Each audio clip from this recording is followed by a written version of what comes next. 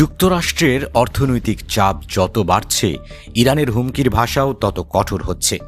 দেশটির সর্বোচ্চ জাতীয় নিরাপত্তা পরিষদের নতুন প্রধান মোহসেন রেজাই সরাসরি সতর্ক করে দিয়েছেন, যুক্তরাষ্ট্রের সঙ্গে অর্থনৈতিক যুদ্ধে কোনো প্রতিবেশী দেশ যোগ দিলে তাকে আর নিরপেক্ষ হিসেবে দেখা হবে না, বরং সেই দেশকে শত্রু হিসেবে বিবেচনা করে তার স্বার্থে আঘাত হানার হুমকি দিয়েছে তেহরান।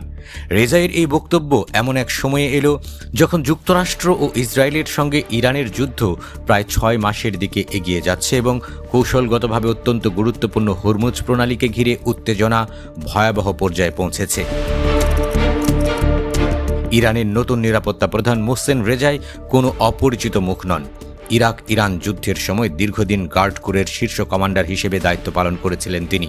চলতি মাসে ইরানের নিরাপত্তা ও সামরিক কাঠামোয় একাধিক গুরুত্বপূর্ণ নিয়োগের অংশ হিসেবে তাকে সর্বোচ্চ জাতীয় নিরাপত্তা পরিষদের নেতৃত্বে আনা হয়েছে। ফলে তার বক্তব্যকে কেবল একজন রাজনীতিকের মন্তব্য হিসেবে দেখছে না আন্তর্জাতিক মহল, বরং তেহরানের ভবিষ্যৎ নিরাপত্তা ও যুদ্ধনীতির একটি সম্ভাব্য ইঙ্গিত হিসেবেই দেখা হচ্ছে। রাষ্ট্রীয় সম্প্রচার মাধ্যমে দেওয়া দীর্ঘ সাক্ষাৎকারে রেজাই বলেন, যুক্তরাষ্ট্র যদি ইরানের বিরুদ্ধে অর্থনৈতিক অবরোধ আরও কঠোর করে এবং প্রতিবেশী দেশগুলো সেই প্রচেষ্টায় সহযোগিতা করে, তাহলে পরিস্থিতি আমূল বদলে যেতে পারে। তার ভাষ্য অনুযায়ী এসব দেশ তখন ইরানের চোখে শত্রু হয়ে উঠবে, আর শত্রু হিসেবে বিবেচিত হলে তাদের স্বার্থ হামলার লক্ষ্য হতে পারে। সবচেয়ে উদ্বেগজনক বিষয় হল, রেজাই শুধু রাজনৈতিক বা কূটনৈতিক প্রতিক্রিয়ার কথা বলেননি, তিনি উপসাগরীয় অঞ্চল থেকে তেল পরিবহনের বিকল্প পথগুলোর দিকেও ইঙ্গিত করেছেন, যা মধ্যপ্রাচ্যের জ্বালানি সরবরাহ ব্যবস্থায় নতুন ঝুঁকি তৈরি করতে পারে। রেজাই আরও দাবি করেছেন, এখন পর্যন্ত ইরান যুক্তরাষ্ট্রের সামরিক স্থাপনাগুলোকে লক্ষ্য করেছে, কিন্তু আমেরিকার অর্থনৈতিক স্বার্থে বড় ধরনের আঘাত হানেনি। তবে ওয়াশিংটন যদি অর্থনৈতিক নিষেধাজ্ঞার মাধ্যমে ইরানের ওপর চাপ বাড়াতে থাকে, তবে তেহরানের হাতে আরও অনেক কার্ড রয়েছে। ইরানের আশেপাশে এবং বিশ্বের বিভিন্ন জায়গায় থাকা মার্কিন তেল ও অর্থনৈতিক প্রতিষ্ঠানগুলো তখন হামলার ঝুঁকিতে পড়তে পারে বলে সতর্ক করেছেন তিনি। অর্থাৎ সামরিক সংঘাতের পরিধি যদি অর্থনৈতিক অবকাঠামো ও বাণিজ্যিক স্বার্থের দিকে ছড়িয়ে পড়ে, তাহলে শুধু ইরান ও যুক্তরাষ্ট্র নয়, গোটা উপসাগরীয় অর্থনীতি তার ধাক্কা অনুভব করতে পারে। এরই মধ্যে মার্কিন প্রেসিডেন্ট ডোনাল্ড ট্রাম্প ইরানকে অর্থনৈতিকভাবে বিচ্ছিন্ন করার নতুন অভিযান শুরু করেছেন। ওয়াশিংটনের পক্ষ থেকে অন্য দেশগুলোকেও তেহরানের সঙ্গে ব্যবসা বাণিজ্য সীমিত বা বন্ধ করার জন্য চাপ দেওয়া হচ্ছে।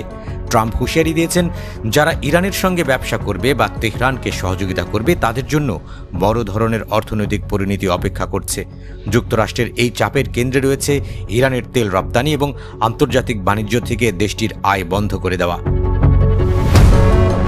কিন্তু এই চাপের সবচেয়ে বড় ঝুঁকি তৈরি হয়েছে হরমুজ প্রণালীকে ঘিরে। যুদ্ধ শুরুর আগে বিশ্বের প্রায় 1/5 তেল সরবরাহ এই জলপথ দিয়ে চলাচল করত। সংঘাতের পর পরিস্থিতি পাল্টে গেছে। ইরান এখন প্রণালীটির উপর নিয়ন্ত্রণ ধরে রেখেছে বলে প্রতিবেদনে উল্লেখ করা হয়েছে, আর যুক্তরাষ্ট্র সেখানে নৌ অবরোধের মাধ্যমে ইরানের বন্দর ও তেল রপ্তানিকে চাপে রাখার চেষ্টা করছে। এর মধ্যেই ট্রাম্প একাধিকবার হরমুজ প্রণালীকে যুক্তরাষ্ট্রের ভূখণ্ড হিসেবে ঘোষণা করার ধারণার কথা বলেছেন। এমনকি তিনি দাবি করেছেন, বর্তমানে তিনি প্রণালীটিকে কার্যত আমেরিকান ভূখণ্ড হিসেবেই দেখছেন। তেহরানের দৃষ্টিতে এই বক্তব্য যে কতটা উস্কানিমূলক, রেজাইয়ের সর্বশেষ হুমকিতে তারই প্রতিফলন দেখা যাচ্ছে। হরমুজকে পাশ কাটিয়ে তেল ও পণ্য পরিবহনের বিকল্প ব্যবস্থা নিয়েও এখন জোর আলোচনা চলছে। রেজাই জানিয়েছেন, প্রণালীর অপর পারে থাকা ওমানের সঙ্গে জলপথটির ব্যবস্থাপনা নিয়ে আলোচনা অব্যাহত রয়েছে এবং ভবিষ্যতে সেখানে ফি আরোপের কথাও বিবেচনায় রয়েছে। অন্যদিকে সৌদি আরব ও ফ্রান্সও হরমুজের উপর নির্ভরতা কমাতে বিকল্প বাণিজ্য ও জ্বালানি করিডোর তৈরির পরিকল্পনা নিয়ে এগুচ্ছে। সৌদি আরবের যুবরাজ মোহাম্মদ বিন সালমানের ফ্রান্স সফরে এই বিষয়ে আলোচনা হওয়ার কথা রয়েছে। পরিকল্পনার মধ্যে ওমানের উপসাগরের বাইরে অবস্থিত বন্দর ব্যবহার বাড়ানো, সৌদি আরব সহ বিভিন্ন দেশে পাইপলাইন সম্প্রসারণ এবং নতুন রেলপথ গড়ে তোলার মতো উদ্যোগ রয়েছে। এই পুরো পরিস্থিতির মধ্যে সবচেয়ে বড় প্রশ্ন, ইরানের হুমকি কতটা বাস্তব এবং এর পরিণতি কতটা ভয়াবহ হতে পারে। তেহরান যদি সত্যি প্রতিবেশী দেশগুলোর বন্দর, পাইপলাইন, তেল পরিবহন ব্যবস্থা বা মার্কিন বাণিজ্যিক স্থাপনাকে লক্ষ্য করে হামলা শুরু করে, তাহলে যুদ্ধের ভৌগোলিক সীমা দ্রুত বিস্তৃত হতে পারে। বিশেষ করে উপসাগরীয় দেশগুলো যুক্তরাষ্ট্রের সঙ্গে ঘনিষ্ঠ অর্থনৈতিক ও নিরাপত্তা সম্পর্ক বজায় রাখে। ফলে তাদের উপর হামলা হলে ওয়াশিংটনের সামরিক প্রতিক্রিয়াও আরও তীব্র হওয়ার আশঙ্কা থাকবে। এতে যে সংঘাত এতদিন মূলত ইরান, যুক্তরাষ্ট্র, ইসরায়েলকে ঘিরে ছিল, সেটি পুরো উপসাগরীয় অঞ্চলে ছড়িয়ে পড়তে পারে।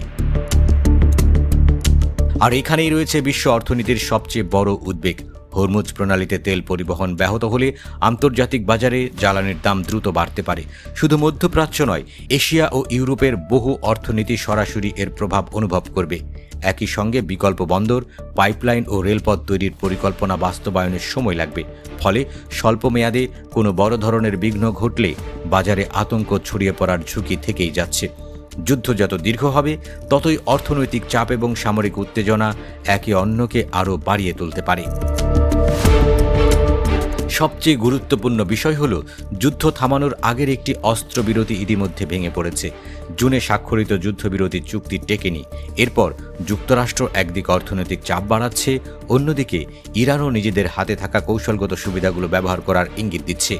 চীন, যে ইরানের অন্যতম গুরুত্বপূর্ণ কৌশলগত অংশীদার, ইতিমধ্যেই মার্কিন নিষেধাজ্ঞার উদ্যোগের সমালোচনা করেছে এবং বলেছে অর্থনৈতিক নিষেধাজ্ঞা মধ্যপ্রাচ্যের সংঘাতের সমাধান করবে না।